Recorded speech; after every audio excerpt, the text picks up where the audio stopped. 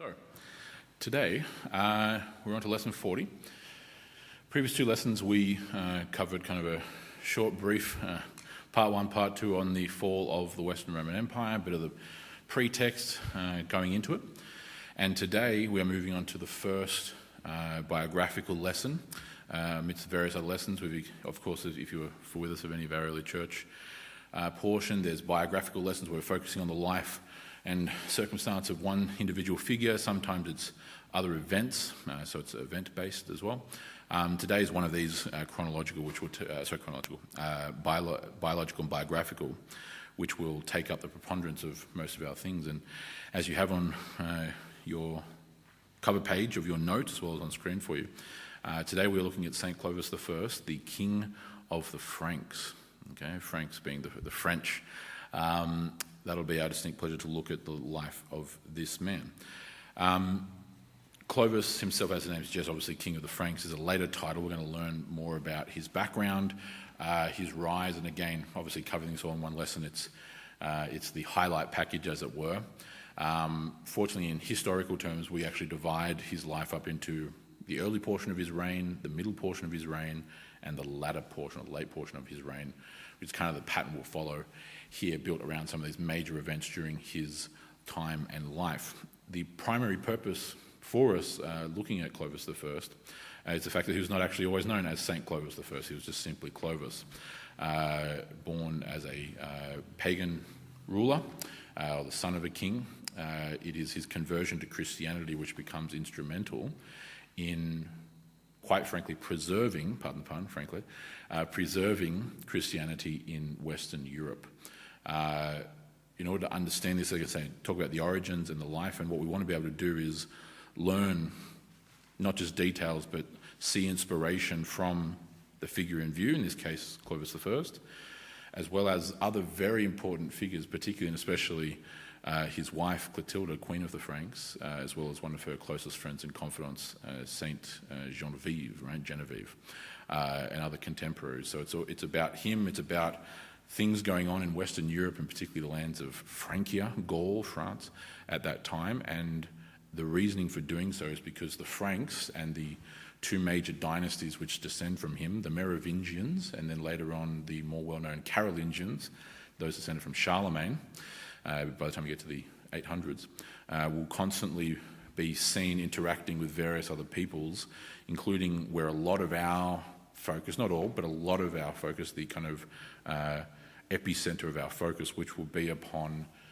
Christianity and the history as it relates thereto of the British Isles. Okay, one thing which is important to note here, once we're in now this first main lesson, really kicking off the definitive portion of the early Middle Ages, is that if we were just to simply spend lesson after lesson about all the things going on all over Europe, let alone all over the world at this time, it would take 100 lessons to get through a century probably.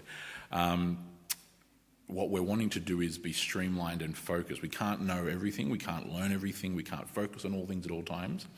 What we're wanting to do in our context here, in a country like Australia, is the epicenter, not the totality, but the epicenter of the focus being the history of Christianity and of the people of the British Isles, right?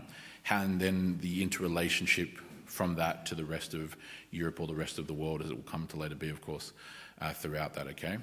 So our reasoning for starting with the Franks is not in contradiction to that goal or that kind of endeavour, but rather because the Franks become the epicenter themselves, or the heart of Christianity in Western Europe, which many other peoples around them, including the British Isles, have interactions with. Okay, so that's why we want to do that, apart from learning and being inspired by these various different historical figures who've come before us. Right?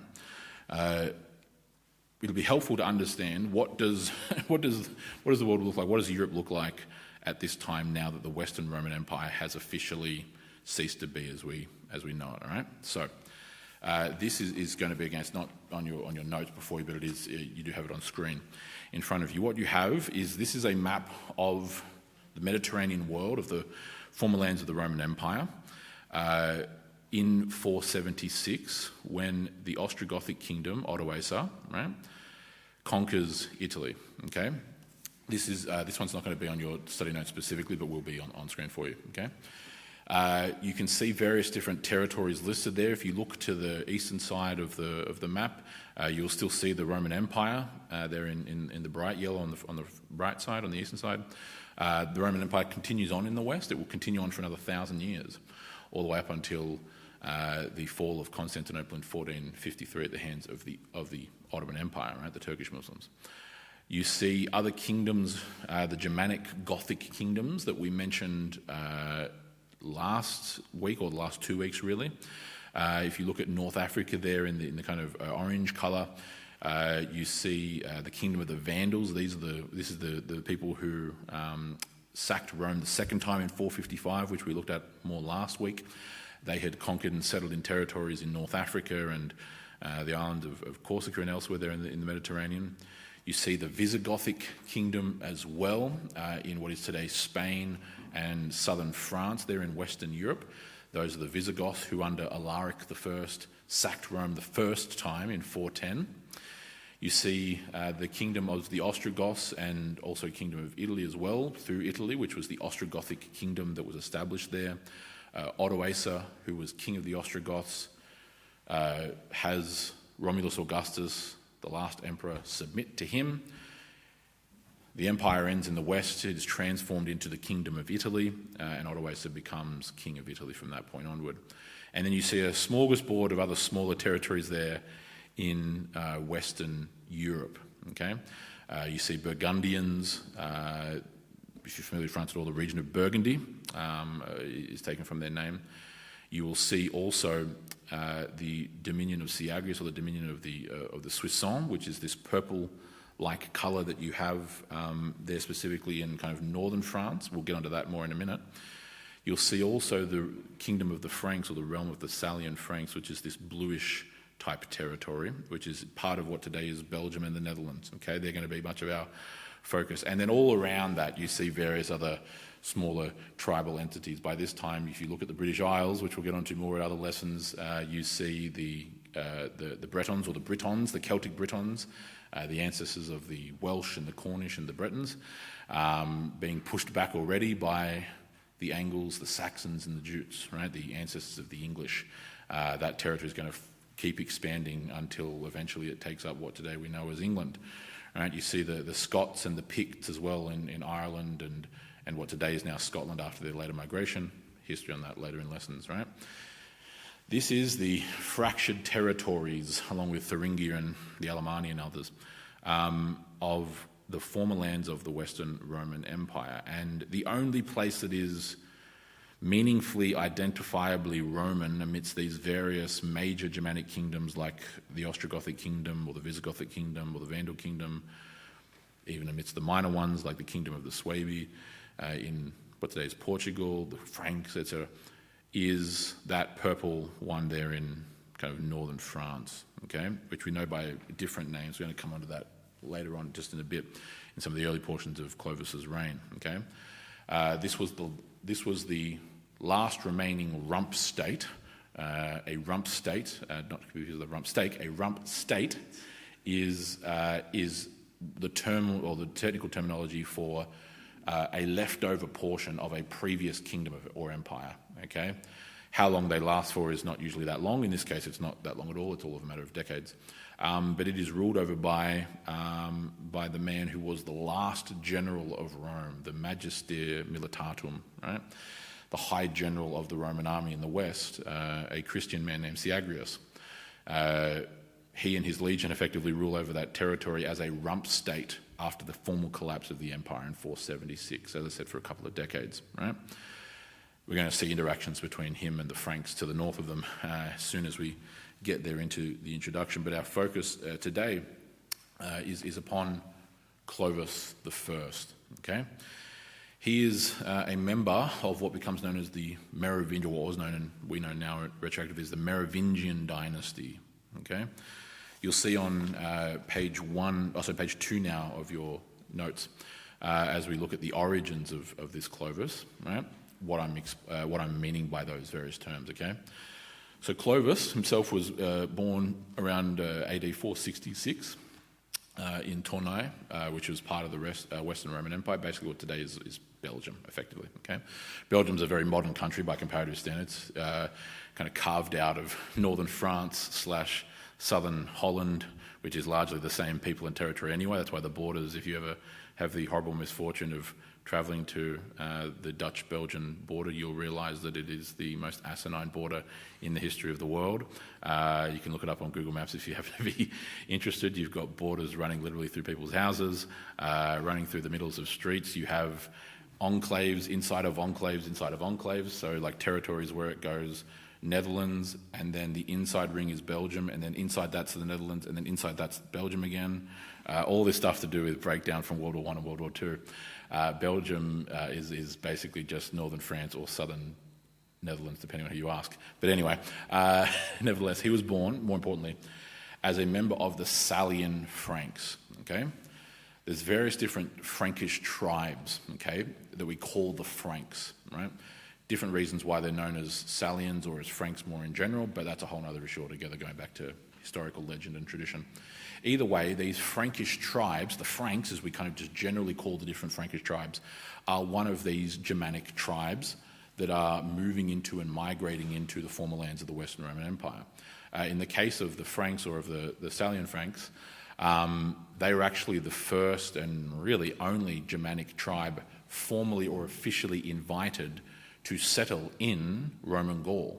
Okay, so their migration into Roman Gaul, in other words, Roman France, if you want to think of it that way, right? Ancient Gaul, which is what takes up France and Belgium today and part of the Netherlands, they were the first and really the only Germanic tribe who were actually formally invited in and allowed to settle in Roman territory by the Romans. Okay, the rest were all invasions, right? And moving into the breakdown of this former empire, as we just mentioned. Okay, there is another group of major Franks, the Ripuarian Franks, or the Rhineland Franks. Okay, you can think of them almost, right? If you remember back to that map where we were talking about just previously, of this territory around Belgium and southern Holland. The Salian Franks are like Western Franks. The Ripuarian, or the Rhineland Franks, are like Eastern Franks. Okay, so East and West, right? These are the two broad categories, and it's going to become important later, okay, for reasons related to Clovis's life in particular, okay? But he is the grandson of a man named Merovech, and that's where the name Merovingian, in terms of Merovingian dynasty, comes from, okay? He was the founder of the Merovingians, which is the first ruling dynasty of the Franks as a unified people, succeeded by the Carolingians who come after them from the days of Charlemagne onward. Okay, his own father, a man named Childeric, dies in 481, which means, of course, that Clovis succeeds him as king of the Salian Franks. Okay, so he's not king of all Franks; he's just king of this one tribe of Franks amidst other Frankish tribes, amidst other Germanic tribes more broadly. Okay, he rules for a couple of years up there in what today is basically Belgium and southern Holland, okay, and then begins to undertake a campaign much akin to what the other Germanic tribes and kingdoms were already doing and had well been doing by this point, which is expansion, migration, conquest, and so on and so forth. And this marks the beginning, this early portion here, of what we call in historical terms the Frankish expansion, for fairly self-evident reasons, okay, as we're going to come to see, right? You can already note that the term Frank is the name by which we in English now say France, or the French, okay? Which gives you an indication of the kind of expansion that is going to be taking place here, specifically through Clovis's life and through his successors. But alas, and nonetheless, let's move into his early reign. Yep. So, continuing on page 2 of your notes, right? The biggest and first major thing that we have for Clovis himself in this part of the early reign, which we date from 481 to 491, so in other words, the first 10 years of his reign, is the launching of what we call the Franco-Roman War. That map that we saw, and I mentioned earlier, that last remaining rump state, the Diocese of Gaul, the domain of Soissons, or the domain of Syagrius, various different names which we call it by. It just called itself, we think, the Kingdom of Rome.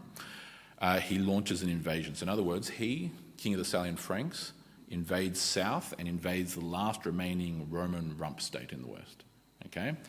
Which, as I mentioned, was commanded by this man who we know as Syagrius. Okay, it culminates in a very large battle called the Battle of Soissons, which is also what the kingdom or the domain was named after. And he, as in Clovis, defeats the Christian general, the man who was the Magister Militatum, the last real general of the Roman army in the West, Syagrius. Okay, a Christian man. Now, at this time, the Franks are either Arians or Germanic pagans. So in other words, they're just like all the rest of the Germanic tribes. The Ostrogoths, the Visigoths, the Vandals, the Suebi, the Burgundians, the Alemanni, the Thuringians, blah, blah, blah, blah. To one degree or another, it's a mixture or sometimes a heavy dose of Arianism, the Arian heresy, which has swept its way over to the Germanic tribes in the West, or just traditional Germanic paganism, and sometimes a mixture of both. Okay.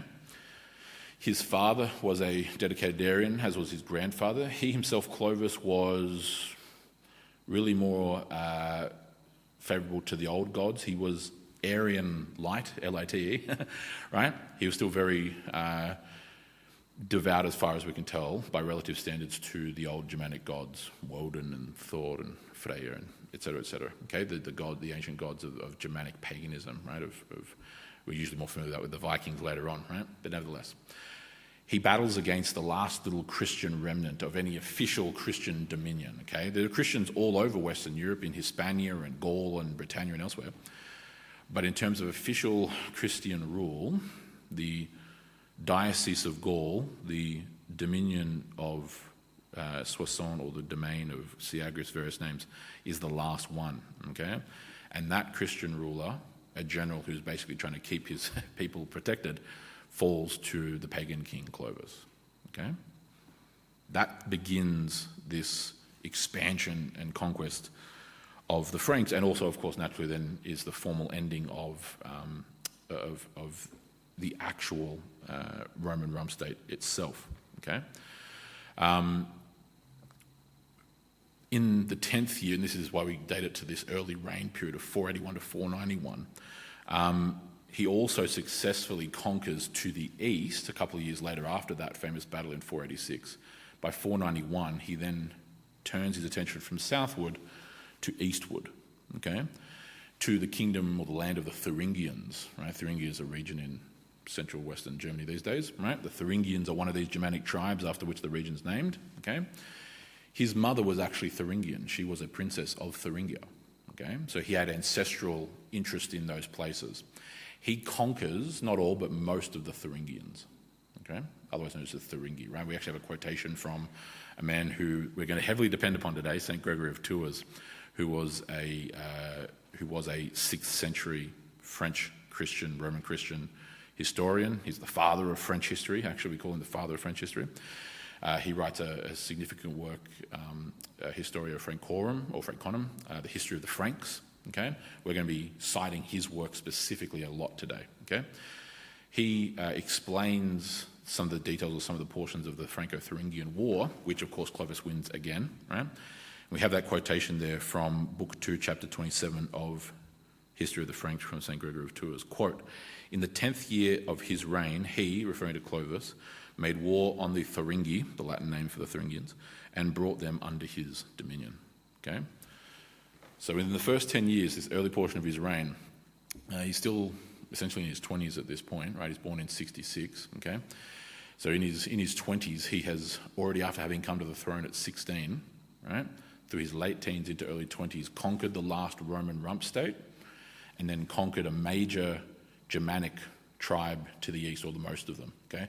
The Thuringians were also, again, Arians, right? The expansion's undertaking itself quite rapidly, at least within the span of 10 years, as it were. But much of the height of details really starts to come about in this next period, which is the middle portions of his reign, or what we call the middle reign, okay? Tail end of your notes, page 2 here. The middle reign, we date from 492, so the year after that, to 506. Okay, other events which occur later on, we'll talk about that more later. But in 493, we start to see Clovis, again, still the pagan king of the Franks, start to make some very serious, big geopolitical moves. Okay, this is all building into some of the real action that's starting to take place with his life and the Christian influence as it's going to start to come to be. At this time, the Ostrogoths and the Visigoths are the two big players. You kind of saw that with the territorial map that we had earlier at the final year, or the ultimate collapse of the Western Empire, right? 476. The Ostrogothic kingdom has its own territory over in the Balkans, what today is like Croatia, Serbia, Bosnia, etc. And then the Kingdom of Italy, which was itself an Ostrogothic kingdom. So they effectively rule everything from the Middle Balkans all the way down through the entirety of the Italian peninsula. Okay, they're the king of the Ostrogoths and the king of Italy, right? Especially Theodoric the Great, who we're going to come into contact with here today, right? He wants to form an alliance with the Ostrogoths because his primary enemy, now that he has conquered the Diocese of Gaul, is now sharing a border with the Visigoths. Okay, so the Visigoths, Arians, are his biggest rival to the south. He decides, enemy of my enemy is my friend type of deal. He sides with, or wants to try and side with, the Ostrogoths in an alliance of convenience against the Visigoths. Okay, considering the fact that the Ostrogoths and the Ostrogothic kingdom was the most powerful Germanic kingdom in the world at this time. Okay, he does this in a way very normal and typical to the history of the world. He secures an alliance by marriage, right? His sister, as in Clovis' sister, marries essentially the most powerful man in the world, not named the Roman emperor in Constantinople, and that is Theodoric the Great, who was king of Italy and king also later on of the Visigoths as well. He wasn't that contemporaneously, not at this point. He was king of the Ostrogoths. He becomes king of Italy and then also ends up in conquering and inheriting the Visigothic throne. So he becomes king of the Ostrogoths and the Visigoths, right? This is why he wants to secure this alliance. And this is not just for detail. This is going to become central to the climax of Clovis' life, okay? So it's very, very important details, right? In that same year that he secures that strategic alliance by marriage in 493, okay, there is something else going on in the periphery, okay? Ironically, actually, the territory between Francia, the Frankish kingdom, and the Ostrogothic kingdom. And it's that other tiny little, or comparatively smaller kingdom that I mentioned when we looked at the map, the kingdom of the Burgundians, okay? The region of France called Burgundy, right? That's the land in which the Burgundians, one of these tribes, settled in, okay? Kind of southeastern France, if you want to think of it that way, right? It's sandwiched between Italy and France in modern terminology, right? Or in other words, between the Ostrogothic kingdom of Italy and the kingdom of the Franks, okay? What breaks out there is a very intriguing saga, which we're going to condense obviously for time, of brotherly fraction, of sibling homicide, of backstabbing and betrayal, right? What ends up happening is that there are brothers, 3 important brothers. There's 4 ultimately, but 3 important ones, okay? I won't bore you with their names. But in short, what you end up having is the older brother naturally ascend to the throne of the Burgundians. His younger brother, the middle brother, does not take well to this. He eventually assassinates his older brother, okay? Sends the older brother's family into fleeing and scramble and exile. He eventually catches up with and kills the wife, kills the daughters, kills the brothers, kills all the children except for one daughter of the eldest son, the king who was slain, who seeks refuge in secret with the youngest brother, the younger brother of those 2 brothers, okay? Her name is Clotilda, right? Sometimes simply just Clotilde with an E in the end in English. Various different renderings that we get out of Germanic, so you might find it in about 8 different forms, right? I'm going to call her by one of the 2 more common, Clotilde or Clotilda. I'll call her Clotilda, okay? Her name is Clotilda, and so as I said, she flees to that 3rd and younger brother, okay? She's the only surviving member of the royal family, of the actual family of the older brother who was assassinated by the middle brother. The middle brother then becomes king of the Burgundians, okay? and to destroy any line of succession or any competing claim to the throne, he has the rest of the family hunted and murdered. Okay? The Burgundians, again, as you can probably well imagine, like every other Germanic tribe at this point, are Aryans. Okay? They're all Aryans at this point. Okay? What ends up happening is that Clovis sees a strategic opportunity here. Okay? More importantly, the brother, the youngest brother, the one to whom Clotilda fled, saw a strategic opportunity. He is the younger brother to a slain king, a slain brother, whom his other brother, the middle brother, murdered and overthrew, right? Regicide. His middle brother, who is his own older brother, has already shown how ruthless he is willing to be to secure a throne by assassinating the whole family, except for the one daughter that escaped. He's taken refuge of this daughter, his niece obviously, right? He realizes, I need to form some kind of strategic alliance here. I need help. Or perhaps Gundobad will come for me. Right? He then marries and arranges to have Clotilda married to the burgeoning, flourishing, upcoming, powerful king that he's heard of from the Franks, Clovis. Okay? And so, the younger brother marries Clotilda to Clovis for an alliance. Okay? Smart move. Now, this is where we start to move into one of the most important pieces of the life and saga of Clovis and really all of Frankish history. Okay? And that is Clotilda herself. Right? Clotilda, in very rare form, was actually a Christian. Okay? She was a Christian, as far as we can tell, because of her mother. Her mother was a Christian. Okay? So her mother, Queen of the Burgundians, was married to the Aryan king of the Burgundians. The faith is being transmitted from mother to daughter in this case. Okay? But she is a lone bastion of Christianity among the otherwise Aryan Burgundians and Germanics in general. Okay? She is very devout, very pious, constantly spends her life in prayer and in service and in worship, very generous with the wealth that she had as a princess of Burgundy.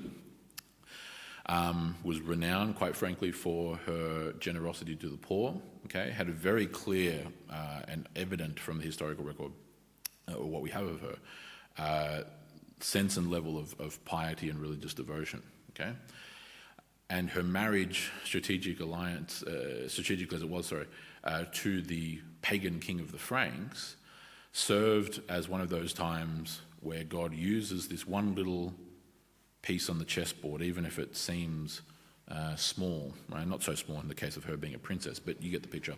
Small in the sense of how much reach or influence you may be able to have as just one person, to change the entire history of Europe. And I do mean all of Europe, okay? Because outside of Greece, the southern portion of the Balkans and far eastern Europe, the rest of Europe, western, southern if you're talking about Italy, northern if you're talking about the British Isles and Scandinavia, as well as even some of the eastern Slavic lands or the northern Slavic lands like the Baltic states, so Estonia, Latvia, Lithuania, etc., were Christianized from ultimately the West. Okay? Christianity is on the back ropes. It's on the back foot here, sorry. It's on the ropes. There are plenty of people, in fact millions and millions of people who are Christian, but they have come under the iron fist of the Germanic warlords who are Arian heretics. Okay? Rome is gone. There is no official Christian rule anymore because, of course, Syagrius, the last Christian Roman ruler who was a general desperately trying to hold together some semblance of the nation he known and loved and had served all his life, was defeated and killed by the pagan Germanic king Clovis of the now rising and very quickly becoming powerful burgeoning Franks. Right? This marriage of Clotilda to Clovis becomes the linchpin of much of Western history, right? This year is just a drawing. You would have this on, I believe you should have this here, page 3 of your notes there if you want a closer look, right? Clotilde, femme de Clovis, première, right? The lady or the wife of Clovis the First, okay? But her friendship with a very famous figure from this time period of the collapse of the Roman Empire in the West is Saint Genevieve, right? Or Saint Genevieve, okay? And that's part of the of page 3 that you have there. This is actually a stained glass window, specifically from the Basilica of Saint Clotilde in Paris, okay? This is Saint Genevieve. Saint Genevieve is one of the most famous Romano-Gaulish people, men or women, of the 5th century. Okay, this is the exact time period that we're obviously right at the end now in the 490s of, okay? She's born early on. She's born, I think, around 422 off memory. Dies in 502 or 512, depending on which source you consider. But either way, she dies at either the age of about 90 or 100. Very faithful, very pious. Equally so, she eventually ended up coming to lead an abbey that Clovis goes on to build. We'll talk about that later. But was one of the key central religious figures and very well-known Christian saint of 5th century Gaul. Okay, I'm still using the term Gaul because it's not known as France at this point, right? It's Gaul. The land that you think of as France today and Belgium, that's what I mean by Gaul, as it was known, right? Gaul, hence why Caesar's wars are called the Gallic Wars, okay? Once Clotilde, of course, then moves to Francia, she comes into contact and becomes very close friends with Saint Genevieve, okay, whom she, as in Saint Genevieve, has considerable influence upon Clotilde and is a kind of desperate friend in need, especially from the feminine perspective, right? This is a young Burgundian princess, a faithful Christian who is Christian because of her mother, even in spite of the prevailing hyper-dominant Arianism of the rest of the Germanic tribes, including her own, the Burgundian kingdom. And she arrives in Francia and is able to find a very close friend and confidant in Saint Genevieve, right, in Saint Genevieve, okay? These two women kind of form this friendship and have this kind of two-way street, like they're feeding off of each other, as it were, strengthening each other, encouraging each other, and it's through Saint Genevieve's deep encouragement to Clotilde, that her biggest task can and should be the conversion of her husband to Christianity, okay, for very obvious reasons, right? Clovis is a young, powerful, martially capable warrior king, right? Just the epitome of a Germanic warlord, right? In a totally neutral sense, right? Young, life ahead of him, right? She, by God's providence, has been married to him, even though he is a pagan, okay? And so instead of wallowing in that, what should she do? She should evangelize her husband. How might the course of history change? You can almost imagine Saint Genevieve kind of insinuating to Saint Clotilde. How might the history of our people in Gaul, who are still, again, under the Frankish rule, deeply Roman people. They are we call them the Gallo-Romans or the Romano-Gallic people, the Romano-Gallic people, right? They are Roman at heart. They are Christian and Roman, and they are being ruled by a ultimately foreign people, okay? Foreign ethnically and also then foreign religiously, because they're Arian with ancient pagan admixture, right? Depending on the levels. For the case of Clovis, it's still heavy ancient pagan admixture, right? How might history change? Could you not see how God has placed you here in his wisdom and providence, right? And what, as the old biblical saying goes, what man intends for evil, God intends for good, right? Who can foresee the ways in which you might be able to have significant influence through the salvation of your husband's soul, right? This is what then starts to drive the focus for Saint Clotilde. And I've included this one, I'm pretty sure, as well. Yeah, page, where are we? Page something? Yes, page 4 of your notes as well for you on screen right now. Very famous painting 19th century painting, neoclassical painting of Clovis and Clotilde by Baron Antoine Jean Gros in 1811. This here is a beautiful painting for the deep ways in which artists can only convey.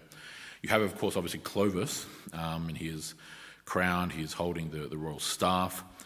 His head is bowed. Okay, I don't know if you can tell from that, but his head is bowed. His eyes are effectively kind of down and virtually closed.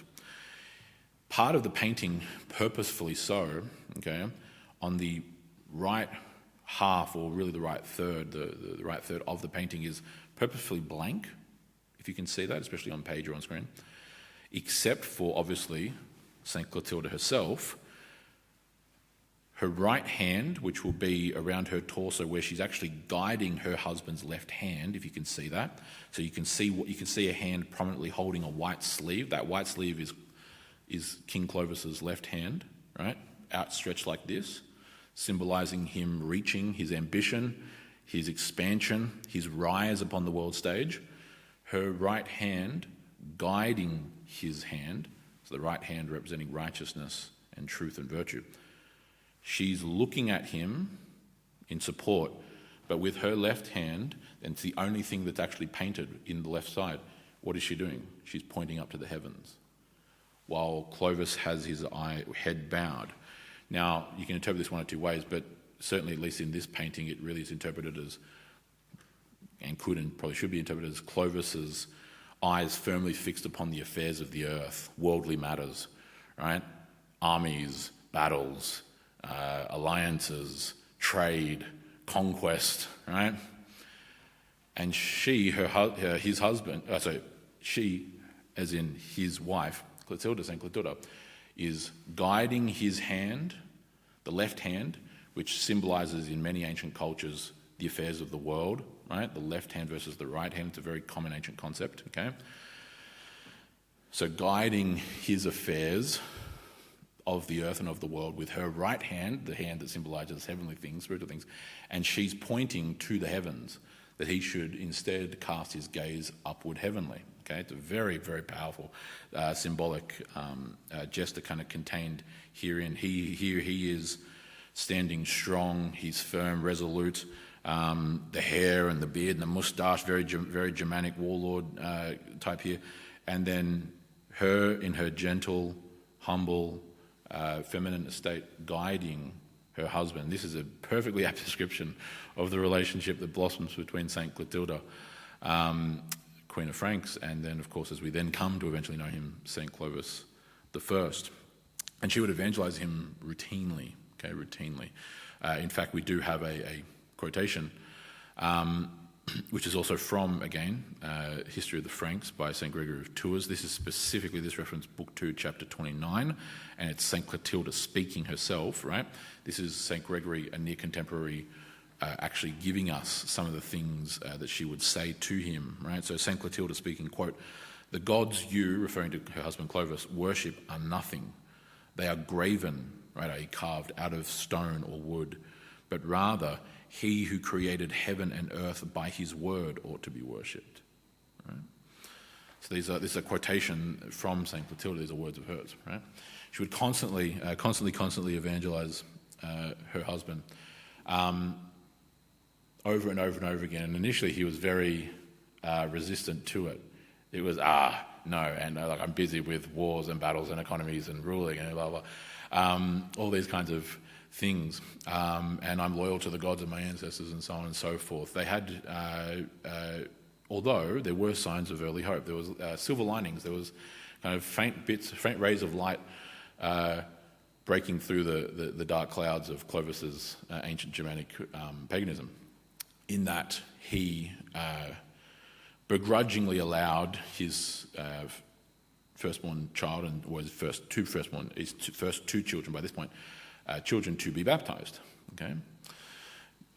Hiccup in the road was the fact that their firstborn, Ingemar, died in infancy, not long after the baptism. So, of course, Clovis attributed that to abandoning the pagan gods, to abandoning the gods of his fathers, right? And see, this is what you've done to me, woman, and blah, blah. Because that was his firstborn son, that was the heir. and he dies not long after baptism, right? But yet still he agrees to have the second child baptized as well, right? Praise be to God. So there's this resistancy, but there's still his wife, St. Clotilda, breaking through the resistancy, as it were, right? The big turning point in Clovis's life, the big turning point in the history of the French people, and the turning point really for Western Europe almost in entirety, is then subsequently the Battle of Tolbiac. Okay? You have a painting there at the bottom of those notes, they're page 4 for you, as well as on screen. This is the Battle of Tolbiac by 19th century artist Ari Scheffer, painted in 1836. This is, again, very, very classical, neoclassical painting. You see here Clovis upon his war horse. This is during a massive battle and a war that he fights against another major Germanic enemy to the east, the Alemanni. Okay? The Alemanni were to the south of the Thuringians, whom he had already conquered, right? So the Alemanni are on his southern and eastern flanks, as it were, if you want to imagine it that way. In 496, he launches a massive invasion of the Alemanni kingdom, culminates in this giant battle, the Battle of Tolbiac, okay? As I said, 496 AD. Outnumbered against smaller territorially speaking, but quite powerful Germanic tribe, the Alemanni. They'd been resistant already to other expansions of the Burgundians and even the Ostrogoths, right? So these guys were no slouches. At the Battle of Tolbiac, he is losing, and he's realizing that his shield wall is breaking, his line is not holding, he is losing, men are dying, and he's already outnumbered. We're not quite sure how much, but we know he's outnumbered against the Alemanni, okay? And it's in this context in which the big turn of history occurs, in a way that will be eerily reminiscent, if you were with us actually during our early church history portion, for reasons which St. Gregory of Tours is about to explain to us, okay? So this is now page 5 of your notes, and I'm going to read through the whole quote. This is actually all of chapter 30 and 31 of book 2 of St. Gregory of Tours' History of the Franks, okay? And this is St. Gregory of Tours, again, near contemporary, coming in the decades after these events of Clovis in the 6th century, doing the historical recounting and work, right? In the way that I love, okay? The way that we do modern history, just to pause for a brief second, the way we do history, right? Historiography, the actual way you do history, today is boring, mundane, trite, slouchy, sometimes lazy. It's just simply, here's this fact, and then this fact happened, and then after that fact, and you'll be shocked to learn that this fact also happened, and then this fact and fact and fact, and it completely, and again, largely due to our very analytic, scientific Faustian culture that we live in, of data and infinitesimal points and science and whilst they have their own proper realm, when it comes to history, history is far more complex as well as far more interesting than merely scientific fact of when did this specific thing happen at this specific time and how many specific this was there against this specific whatever. History is theatre, sometimes positively, sometimes negatively, but history is theatre, history is drama, history is sagas, history is moved along by great actors of history who move the very tide of history and who direct the pages thereof, right? You're going to learn as we quote a lot of these sources at various different points along these ways. Obviously today St. Gregory of Tours is our big focus because he is the primary source. So he is the near contemporary primary source of this information in the 6th century Francia or the Gaul in general, right? But you're going to learn this when we look at other things like the Anglo-Saxon Chronicle from early medieval England, right? That the way they write history is filled with drama. It's still filled with true things, but it's dramatic and it's intriguing and it has a story and it's a back and forth. It rises and falls, right? We have to take elements of it with grains of salt, mixed in with all the truth, right? Blah, blah, blah, blah. But this is very much akin to that kind of flavour of the way history has actually usually always been done until quite recently, okay? So chapters 30 and 31 from book 2 of History of the Franks. I'm just going to read through the whole thing for us, right? Quote, At last, a war arose with the Alemanni, in which he, referring to Clovis, was driven by necessity to confess what before he had of his own accord denied. It came about that as the two armies were fighting fiercely, the Salian Franks and the Alemanni, there was much slaughter, and Clovis's army began to be in danger of destruction. He saw it and raised his eyes to heaven, and with remorse in his heart he burst into tears and cried out, now quoting from Clovis, "Jesus Christ, whom Clotilda asserts to be the Son of the living God, who is said to give aid to those in distress and to bestow victory upon those who hope in you, I beseech the glory of your aid, with the vow that if you will grant me victory over these enemies, I shall know that power which she says that people dedicated to your name have had from you. I will believe in you and be baptized in your name. For I have invoked my own gods, but, as I find, they have withdrawn from aiding me, and therefore I believe that they possess no power, since they do not help those who obey them. I now call upon you. I desire to believe you only. Let me be rescued from my adversaries." That's the prayer. And now St. Gregory of Tours continuing. "And when he said thus, the Alemanni turned their backs and began to disperse in flight. And when they saw their king was killed," as in the king of the Alemanni, "they submitted to the dominion of Clovis, saying, quote, 'Let not the people perish further, we pray, we are yours now.' And he stopped the fighting, and after encouraging his own men, Clovis, he retired in peace and told the queen how he had had merit to win the victory by calling on the name of Christ. This happened in the 15th year of his reign," so 496. "Then the queen asked Saint Remy, otherwise known as Saint Remigius, we're going to come into contact with him just in a moment, who was the bishop of Reims in France, to summon Clovis secretly, urging him to introduce the king to the word of salvation, right, the gospel. And the bishop sent for him secretly and began to urge him to believe in the true God, maker of heaven and earth, and to cease worshipping idols which could help neither themselves nor anyone else." Right? So Clotilda enlists St. Remigius, the bishop of Reims, to evangelize her husband, just as she'd been trying to be doing for years. Right? "But the king said," quote from St. Clovis, "I gladly hear you, most holy father, but there remains one thing. The people who follow me cannot endure to abandon their gods, but I shall go and speak to them according to your words." End quote. He, Clovis, met with his followers, but before he could speak, the power of God anticipated him, and all the people cried out together, quote, "O pious king, we reject our mortal gods, and we are ready to follow the immortal God, of whom Remy preaches." End quote. This was reported to the bishop, who was greatly rejoiced, and bade them to get ready the baptismal font. The squares were shaded with tapestried canopies, the churches adorned with white curtains, the baptistry set in order, the aroma of incense spread, candles of fragrant scents burned brightly, and indeed the whole shrine of the baptistry was filled with a divine fragrance.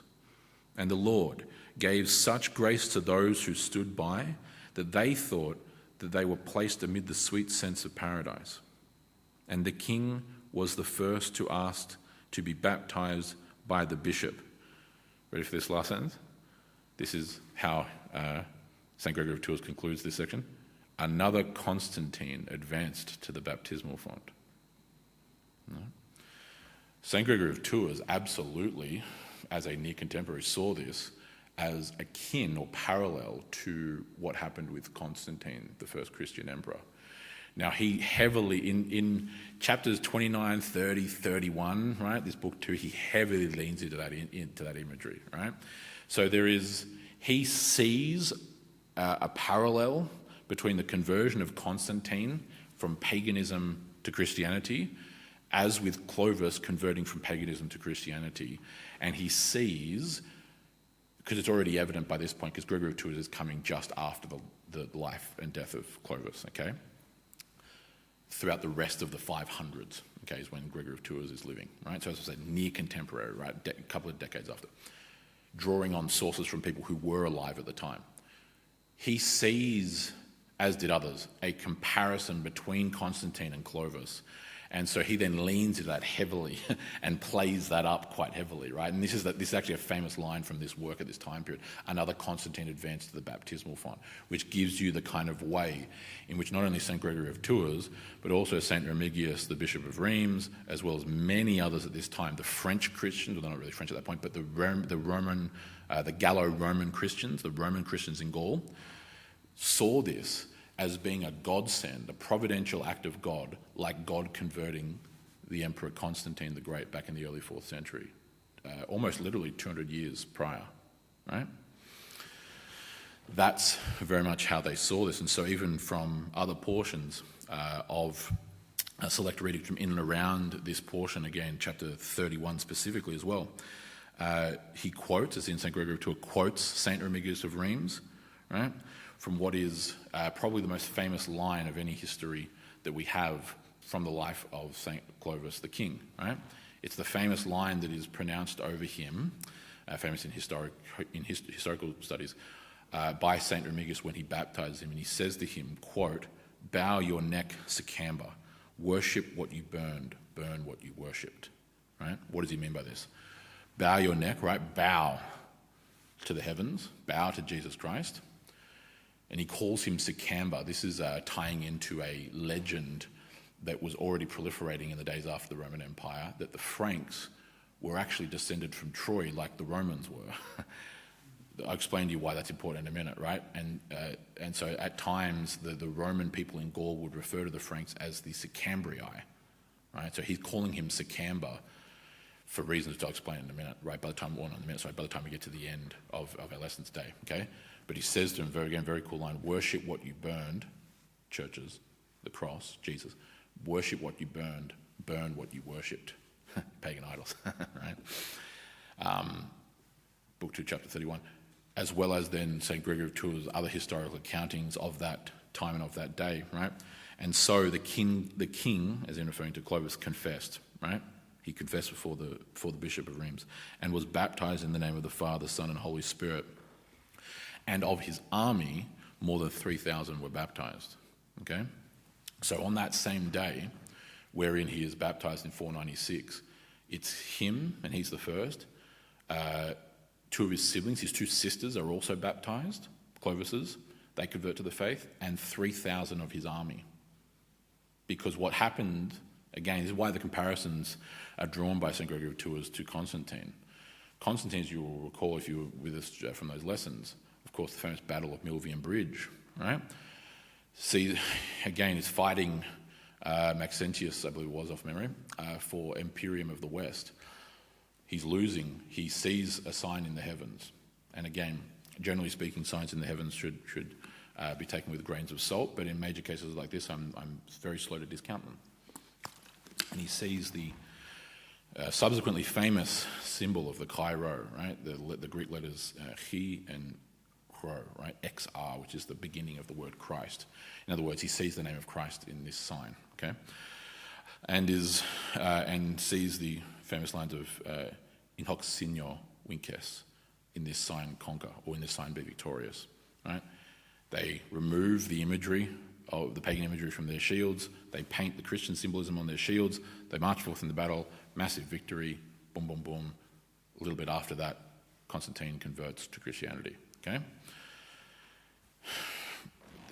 Without being smart, the way you would probably go about it if you were trying to convert a warrior king, right? Because this is how these guys think. And this is actually especially the case when you're talking about the Germanic kings, okay? The way that Germanis is so important, because it's going to come up a lot of times when we talk about the conversion of kings or other such things in Europe, okay? Germanic kingship is something different than what Roman imperium or emperorship was, okay? Had similarities in terms of martial prowess, but for Germanic kings, so kings of French, German, Anglo-Saxons, the English, the Scandinavians, right, like the Vikings, okay? Kingship was actually very much akin, pardon my sounding pun, K-I-N there, akin, to what we talked about today and the beginning of this section on authority, power, justice and stuff in Deuteronomy 16 and 17, right? Worthy leaders, right? You did not accidentally become a king of a Germanic tribe, right? If you were the king of the Germanic tribe, you belonged there, and everyone else definitely believed you belonged there, because there was probably a dozen other warlords almost equally capable who, if they wanted to, could have become king and overthrown you, right? It's why, for example, when we get into some of the early British history that we'll get onto in Anglo-Saxon times, the fascinating thing about the Anglo-Saxons, the ancestors of the English, if you have any English ancestry, is that they move so slowly because they don't march on this town, they don't do this unless all the warlords come into agreement with each other, right? It's this kind of, not literally, but quasi kind of aristocratic agreement, right? And so if you were a Germanic king, you were a warrior, you were a conqueror, right? It's very much the Germanic spirit of Germanic tribes, right? Warriors, conquerors, constantly striving to see what's over the horizon, to climb that mountain, to traverse that valley, boom, boom, boom. It's just something that all different peoples around the world have their different things that they're good at, different things that drive them. For Germanic peoples, it is conquest and expansion, and just always has been, even going back to these times, even among the pagans, the Aryans, and later on the Christians, right? So for him, at the Battle of Tolbiac in 496, in this losing battle, right, and this prayer, in desperation, he cries out to the heavens. And if we were cynical, we could interpret it as striking a bargain with God. That would be the cynical way of understanding it, right? But he's already made sacrifice to Woden and to Thor, almost certainly before the battle, and nothing's working. The gods aren't answering me. I've obeyed these gods, I've listened to these gods, I've served these gods faithfully, and they've abandoned me. Perhaps I need to turn to the God of my wife, right? That's how these guys think, and it might seem foreign to us today because we're not growing up in in tribal warlord cultures, in tribal warlord cultures, but it's actually something which is very normal historically, very, very normal. Okay, it's all good. And so for him, this kind of thinking is, as I say, equally normal, and God using or choosing to use, electing to use this as the means and method, backed by the way, it's not just like some momentary thing, it's backed by years of evangelism from his own wife and his wife's friend, right? Two very saintly, godly women, right? So his wife's constantly, your gods are false, they're not real, blah, blah, blah, blah, you're worshipping them, right? Right? There's a saying somewhere that behind every great man is an even greater woman, or whatever that phrase is, blah, blah. This is kind of one of those scenarios, right? In the case of him, it's a nagging wife, but the good kind of nagging. The nagging of, you need to become Christian, you need to convert to the faith. It's the good kind of nagging. And so it's all this going on, boom, boom, and he's in a moment of crisis. He's young. We've got to remember, in 496, he is 30 years old. Right? He's literally my age, I'm 30. Okay, so imagine someone my age. I've conquered the last Roman rump state to the south, right? There's no more Roman governance anywhere in Europe at all now in the West. It's gone. I'm the guy who did it at, 20, no, not even that, he was 19, I think. 19. He then conquers much of the land of his mother's people, the Thuringians, right? He's already more than doubled the territory of his people, right? The Salian Franks. He's now coming to this major expansion, and he's losing, and he's on the verge of defeat, conquest. The Alemanni would now, all this work undone, 15 years of life and politics and geopolitics and war and blah, blah, blah, things which Germanic kings were very much accustomed to, is now on the brink of ending, including his own life, because it's entirely possible the Alemanni will kill him, or he'll die in battle, right? So his life could be over at 30, right? The gods have abandoned me. Woden has abandoned me. Thor has abandoned me. Freya has abandoned me, right? Blah, blah. I'm going to turn and cry out to the heavens for the God of my wife. Will he intervene? And then he has this massive come-from-behind victory against all odds, explicitly on calling out to God in repentance and turning and saying, again, he said these gods have abandoned me, since they do not help those who obey them. I now call upon you. I desire to believe you only. Let me be rescued from my adversaries. Right? Save me. And he wins the battle. Right? He directly attributes that to the god of Clotilda, his wife. Okay? And ergo converts. And his warriors, his army, right, who themselves are no slouches, see this. And our great warlord, our king, I'm using the term warlord entirely neutrally, by the way, I will for most of this stuff, right? Warlord, it can be a positive or a negative thing, right? It just means the commander, the warlord, like the lord of war. Their warlord, their king, has left the God of our fathers for the God of his wife. This either means that he is no longer a true king worthy of following, and we should rise up, take him out, and then a new king will arise, or he's right. They decide the latter. And so there's a mass conversion of his own warriors, his own war band, to the faith, along with his two sisters as well, alongside of that. And so that is the conversion of Clovis. This is actually, again, it's not on your notes, but it's on screen for you. There's actually a very, very cool ivory cast covering on a book from the year 870. And it pictures, in carved out of ivory, the baptism of Clovis. Of course, you see Clovis there in the baptismal font. You see on the left side, you see Saint Remigius, the Bishop of Reims, baptizing him, others the hand on bull, in this Roman-style alcove. Okay, that's going to become an important imagery of this blend of Roman and Frankish culture and customs, because now, and again, this is how it's viewed, right? Very important to understand. What this is viewed as by everyone, both Frank and Roman alike, right, or Gaul alike, is a Frankish king, because the Franks are Arians or pagans, right? They are converting to the god of the Romans. Do you understand? Okay. This is then going to mark, I mentioned this earlier about this Roman element and the comparisons to Constantine, right? That are feeding in through other, Gallo-Romans, like St. Gregory of Tours, who himself is Gallo-Roman, right? Is that this is a Frankish king becoming and blending with the Roman people. He's becoming like the Romans religiously, because the Romans are Christian, right? There's not that many, again, those who worship the pagan gods by this point, late 400s into the turn of the 6th century, the turn of the 500s, the Roman people are overwhelmingly en masse Christian by now. The pagan population is very, very small by comparative standards to earlier times, right? So he's here pictured in being baptized, obviously, and he gets baptized in the Cathedral of Reims, off memory, which of course is a Roman cathedral, right? And there's this very interesting detail. If you look there in the middle of the archway, you'll actually see it's a bird, it's a dove, right, symbolizing the Holy Spirit, okay? And there's something in the dove's mouth, okay? What this is actually a vial, and it's a vial of oil. This is developed, because this is coming later on, this is from the 9th century, 870, so 250 years later. There was a later legend that developed that the vial of the holy oil used to actually baptize him, like you have in certain Christian traditions for baptism, right? Descended out of the heavens from the Holy Spirit. Now again, it's one of those parts of history where we go, probably not, right? But it feeds into the great saga and the story of it all, right?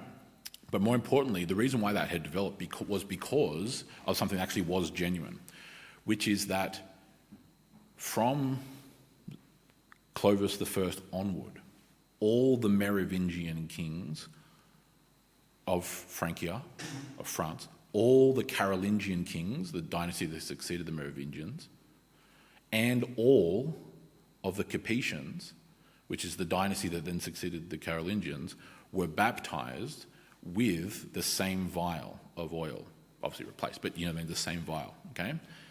That vial of holy oil was actually used to baptize every French king from Clovis to the French Revolution. Basically 1,300 years, until it was then destroyed by the French revolutionaries and broken. I believe it was somewhat repaired. I can't remember what its current estate is, but it was notably fractured and destroyed during the French Revolution. Right? But so all the three major dynasties and their cadet branches for the Capetians, but France has been ruled by three major dynasties from Clovis onward: the Merovingians, the Carolingians, the Capetians. Right? For 1,300 years, from Clovis all the way through to the French Revolution, right, and the murder of King Louis XVI. Right? Every one of them were baptized with the same vial and oil in the vial. Right, a beautiful tradition. Right, so that legend of the Holy Spirit descending out of the heavens with the vial, it centuries later developed because all of these kings had actually been baptized with the same vial of holy oil in baptism. Right. And so that's what this carving is from, this ivory carving. It's a book covering, ivory book covering from the year 870. Okay, very, very picturesque. But nevertheless, that moves us to this final last little portion here, again, fairly quick. This is now page 6 of your notes, right? The late portion of his reign, okay, which we traditionally date to the final 4 years of his reign, 507 to 511 upon his death, right? Of course, Clovis is now a Christian king. He's the first Germanic Christian king, right? There had been Christian Roman emperors. There had been Roman governors. There had been Roman senators, Christian Roman senators, Christian Roman governors, Christian Roman generals like Syagrius, who Clovis as a pagan king had conquered, right? The last of them. But this was now the first Christian Germanic king, right? Whereas all the rest of them were Arians, or in his case, for Clovis previously, simply pagan, right? And so he reigns and continues to expand the realm of the Salian Franks, right? He's still king of the Salian Franks. There's still the other Ripuarian Franks, the Rhineland Franks, okay? For the remainder of his life, really from his baptism onwards, so from kind of 496 through till 511, right? That final 15 years of his life, he spends fighting wars against the now surrounding Arian rulers, okay, in what, by the Franks and those who supported the Franks, were considered, and actually rightfully so, fair enough, considered wars of liberation, okay? The biggest was his rival. Remember I talked about the big rival when he first became king, was after he conquered the Diocese of Gaul, he now had a southern border with the Visigoths. Hence why he was trying to form an alliance with the Ostrogoths and through marriage and other such things, right? By marrying his sister, one of his sisters, to the king of the Ostrogoths, right? The Visigoths are now his closest Arian enemy.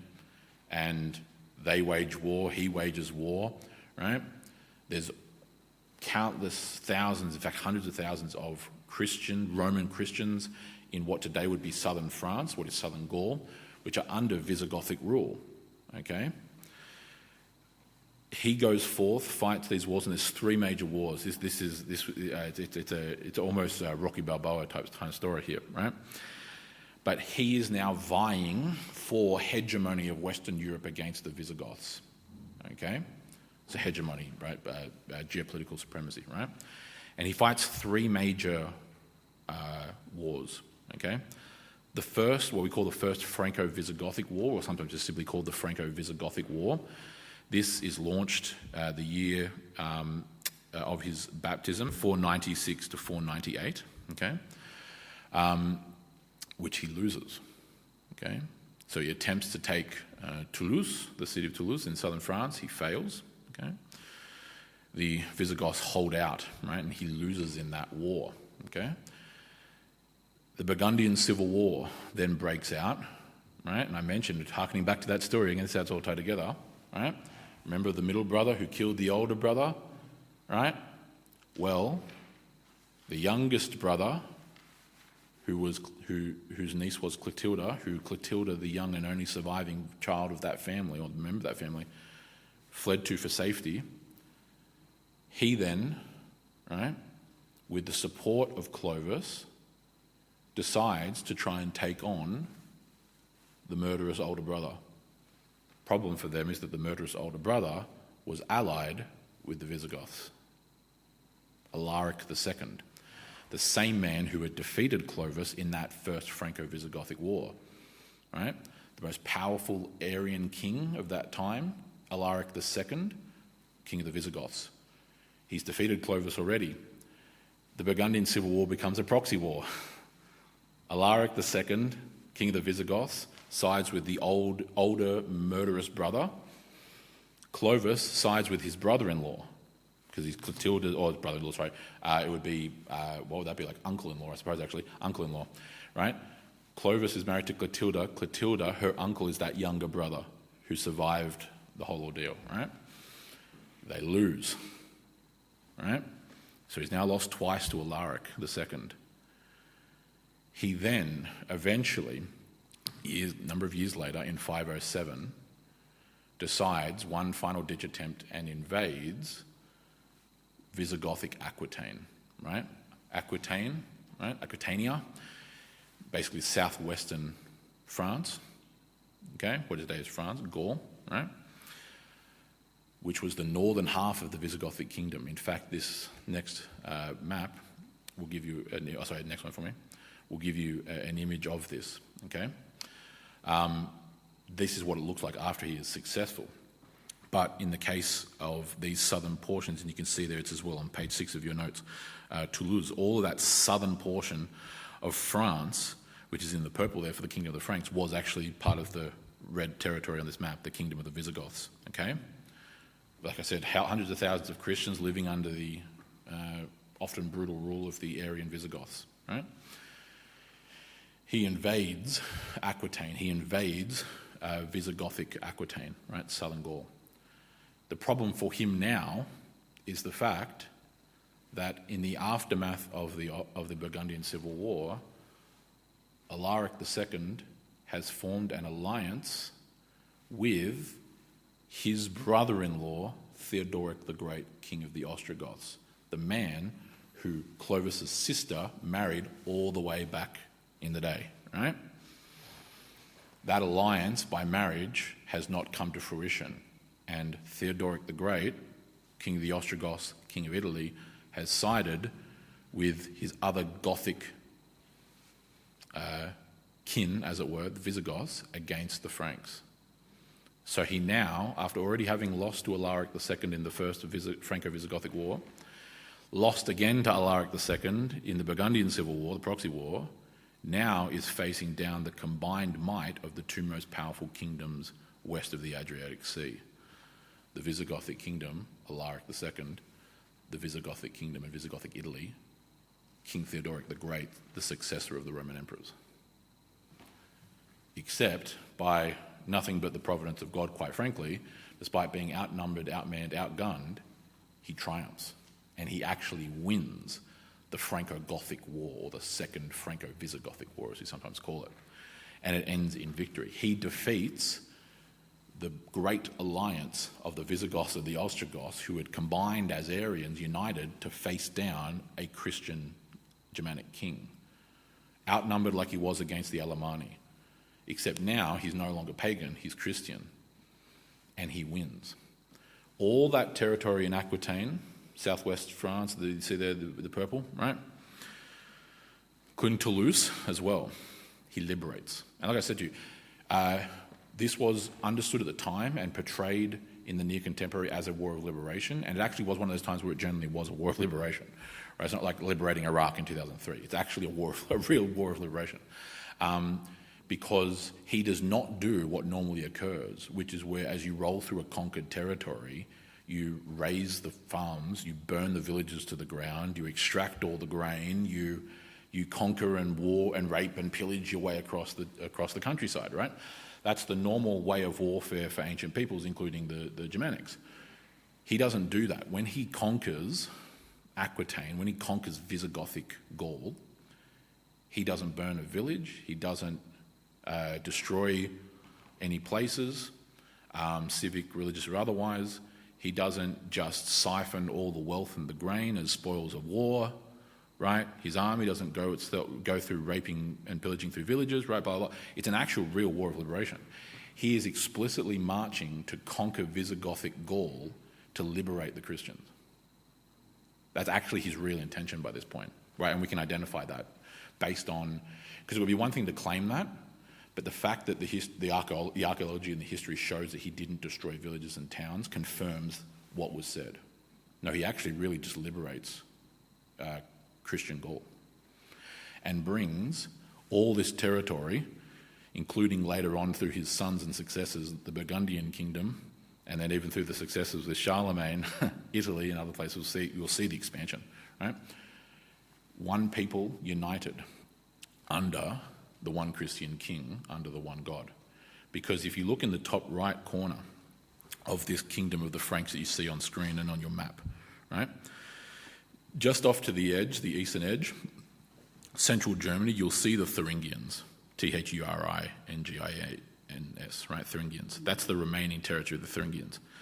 But what's also up there in the Rhineland is the last of those Frankish tribes, right? The Ripuarian tribes, the Ripuarian Franks, aka the Rhineland Franks, right? The Franks who lived in the Rhine Valley. He conquers the Rhineland Franks, who were Arians, unites all the Franks, and in 507, which is why just after this massive victory in the Franco-Gothic War, he therefore is anointed king of the Franks. Not just king of the Salian Franks, but king of the Franks, king of all the Franks. He unites all the Frankish tribes under one rule. He unites the vast majority of Roman Gaul under one rule. He liberates the Gaulish Christians, the Romano-Gaulish Christians.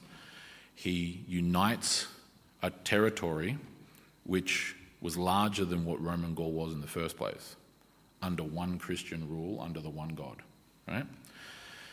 We called it in the very beginning the Frankish expansion, right?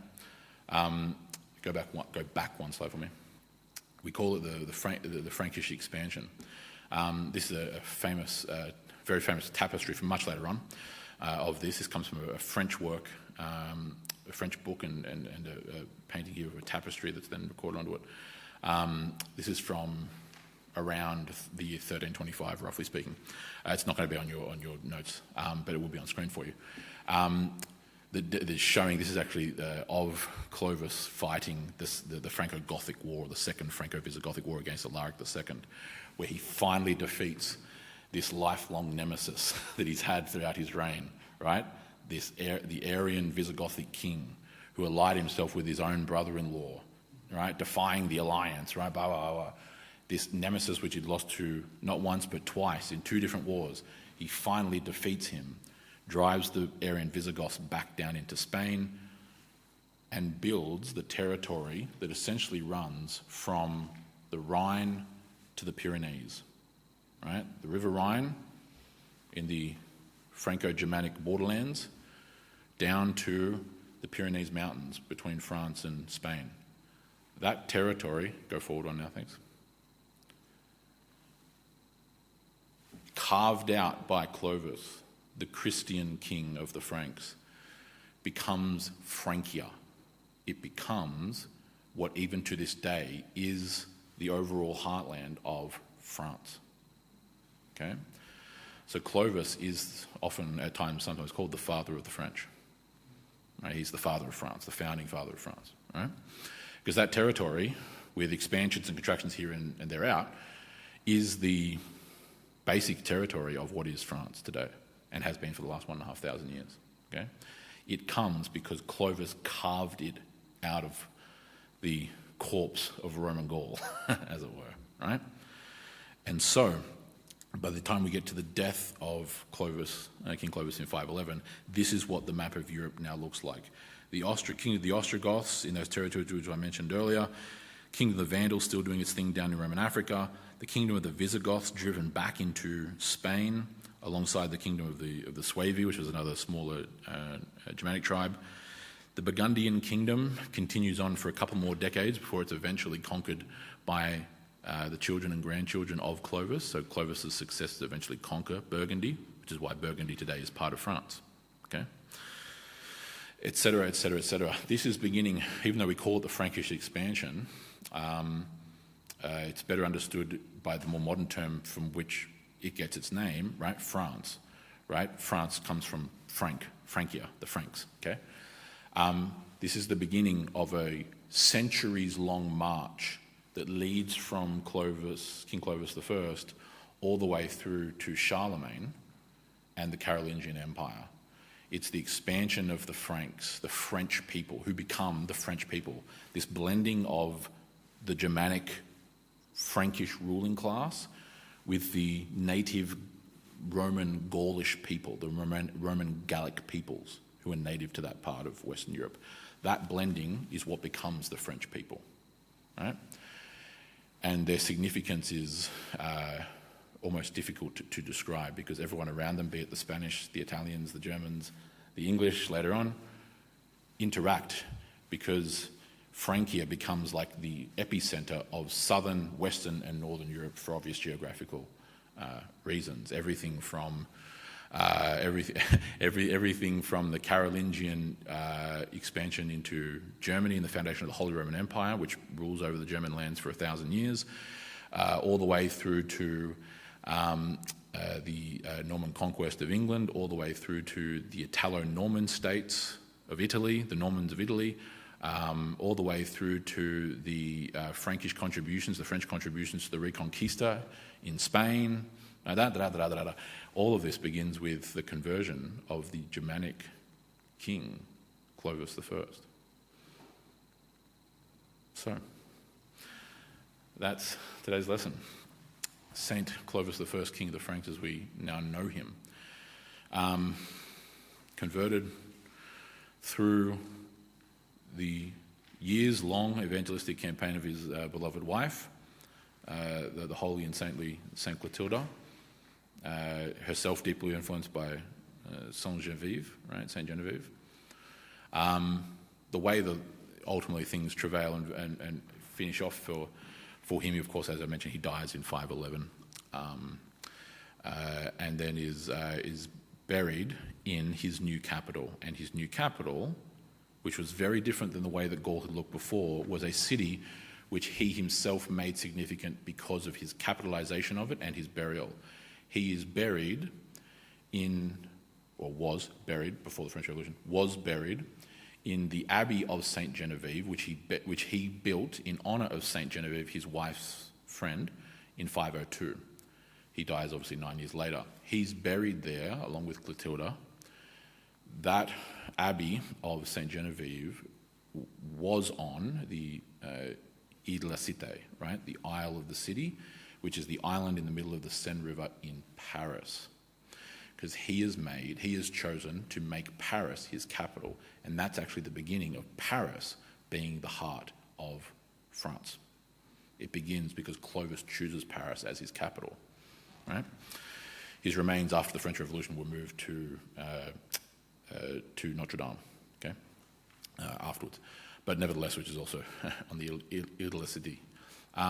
But nevertheless, he continues on, reigns, rules. He's very young. There's a famous instance of this kind of thing which also happened with Constantine, right? They've only been Christian for 5 minutes, right? And it's not like they're old, mature Christians have been grown up. It's the conversion of a pagan Germanic warlord to the faith, right? You don't just magically undo every single ounce of...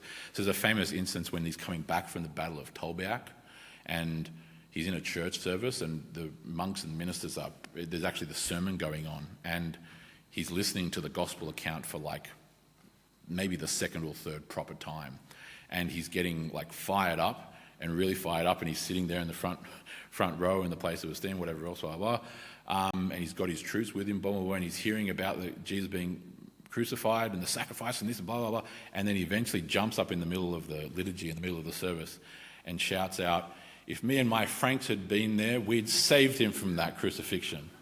Because they're going like, defeat our enemies in battle, right? We could take on the Romans. We could take on the Jews. We could take on blah, blah, blah. Like he's thinking as a Germanic warlord. Do you know what I mean? And so he jumps up and says, "We would have, if me and my Franks had been there, we would have saved him." And all of his boys rise up, and the actor, and it's kind of like.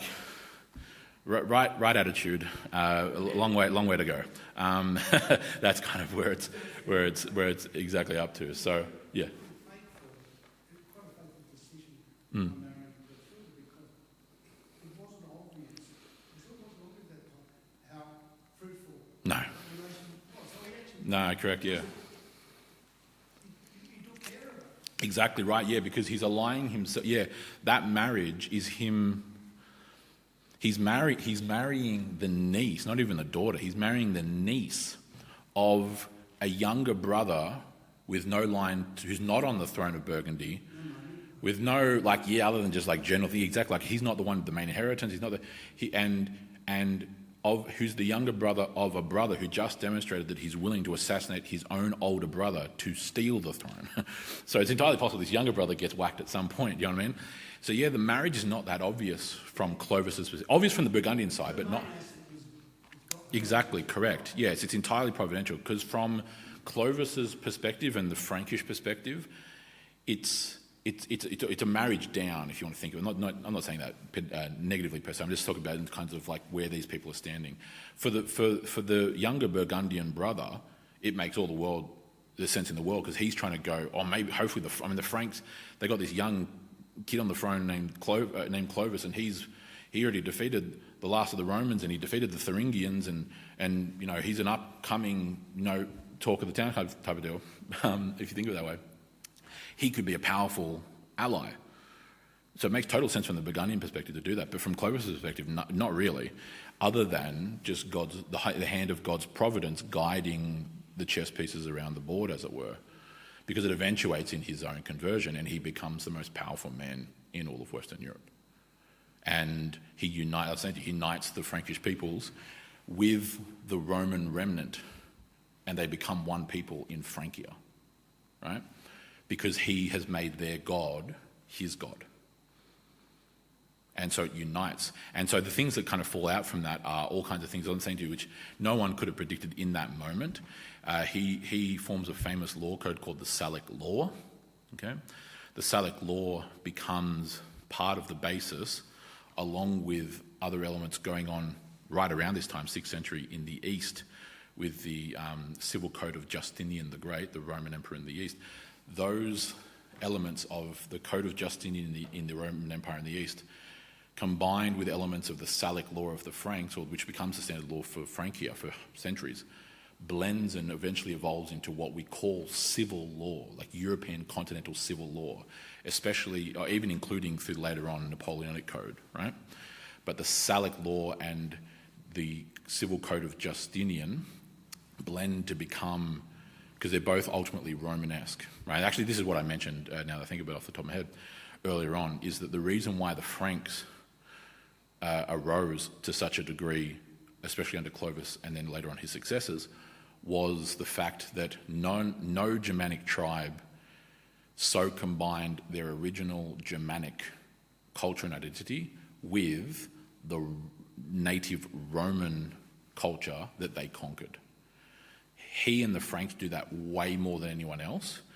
So that's why I showed you that ivory carving. He's pictured being, it would be true, like he's being baptized in a Roman cathedral, do you know what I mean? By Roman Christians, okay? Because they're the only ones who are Christian, right? Roman Christians. Native Gallo-Romans or Roman Gauls. And so he then is being influenced through Roman Christianity, which is the only form, which is the Roman Church is what survives in the West, right? So yeah, he blends all that together. All the consequences, I'm saying to you, later descendants through the Carolingians of Charlemagne and the Frankish kings, the whole entire history of France, all the way up until the French Revolution, is all downstream from Clovis. You know what I mean? You're talking 1,300 years of history, the French Empire, everything. The whole history of France is downstream from the conversion of one man from paganism to Christianity. Like he is the funnel through which all of history before him is then directed in terms of history after him for his people in that region of the world. Yeah, quite profound. Yeah. Well, I mean, so in France they would to a degree, yes. So I mean, Saint Genevieve is one of the patron saints of France, along with Saint Denis, in French Roman Catholicism. So anyone who've ever met who's named Genevieve is named explicitly after Saint Genevieve, right? Just like any Frenchman that you've ever met named Remy, right? Remigius from Saint Remigius of Tours, of Reims, who baptized Clovis, right? So every Frenchman named Remy is named in honor of him, right? There's this interesting compilation of things which, how much of it is still taught in French history classes in France, I have no idea. It should be, because all of this is, like, there are things which you haven't even covered here today, like the fact that the heartland and epicenter of Christianity in Roman Gaul is this portion of central western France, basically from Tours to Reims, right? St. Martin of Tours, later on St. Gregory of Tours, St. Hilary of Poitiers, who was a teacher of St. Martin of Tours. Tours and Poitiers are about like an hour's drive from each other. They're not far at all. Like they're in the one part of France, and it's this beating epicenter of Christianity in Roman Gaul during the days of the Empire. And there's one great theologian or bishop who teaches another one, who then becomes a massive influence upon later successors. Boom, boom, boom, boom, boom. Gregory of Tours is writing centuries, 200 years after St. Martin of Tours from the same place, right? And he's writing about a king, Clovis, who, and guess where his major battle over Alaric II, this decisive battle which won him the Franco-Gothic War. It's called the Battle of Vouille. The Battle of Vouille is right outside Poitiers, the place where all these great French Christian leaders were from, like St. Hilary of Poitiers. So he wins a decisive battle at the same place where prior Christian saints were born and lived and did their thing. Right? It's all deeply tied together, going back centuries prior to him to the Roman period. Yeah. Anyway, yeah. Any other questions or clarifications or anything else?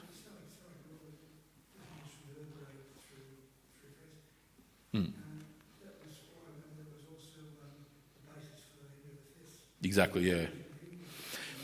Of France, yes. Yes, because I'm saying it ties into things like I mentioned in passing. Once you have the Norman conquest of England in 1066, of course, famously the Battle of Hastings. Once you then have this Norman, and the Normans are this blend of Viking and French Vikings, as it were. You then have this influx of a link now between Anglo-Saxons and Franks via the Normans, the kind of French Vikings, the Frenchified Vikings, as it were, right? And so now there's this centuries-long saga between the two great powers of Western Europe, England, Kingdom of England and the Kingdom of France. So it's tying into all these things.